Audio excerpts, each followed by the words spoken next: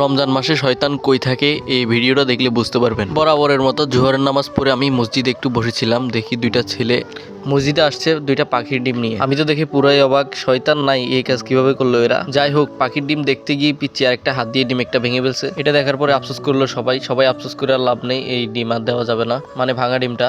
পাখি কত কষ্ট করে না ডিমটা পারছে। যাই হোক, এখন ভালো ডিমটা তো আর নষ্ট করা যাবে না, ভালো ডিমটা বাসার মধ্যে দিতে হবে। তাই বললাম ওদের নিয়ে যেতে। পাখির ডিম কোনখান থেকে আনছে ওইখানে। এটা হচ্ছে আমার সেকেন্ড পেজ। এই পেজের মধ্যে আমি দৈনিক যা যা করি তা তুলে ধরার চেষ্টা করব। এক কথায় ডেইলি ব্লগ আর কি। সময়ের কারণে ভিডিও তৈরি করতে পারতেছি না, এমনিতেও বাড়তি একজন মানুষ লাগে মোবাইল ধরার জন্য। বকবক করতে করতে গাছের কাছে চলে আসলাম, দেখি এটা তো মসজিদের বাউন্ডারির ভিতর থেকে এরাই কাজ করছে।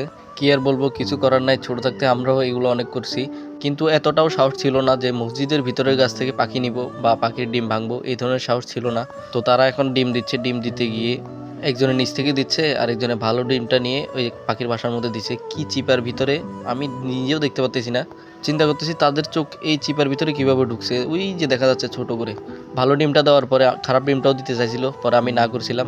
আদৌ ভালো ডিমটার ডিম ফুটে কিনা সন্দেহ, আর ভাঙা ডিমটা তো কিছু করার না, এটা বাচ্চা হবে না, ফেলে দিতে বলছি, ফেলে দিছে। তারপর তাদের মসজিদে যেতে বলছি, মসজিদে যাওয়ার একটা কারণ আছে, গেলেই বুঝতে পারবেন। এই ডিমের জন্য খুব আফসোস হচ্ছিল, তাও আবার রমজান মাসে, আফসোস তো হওয়ারই কথা।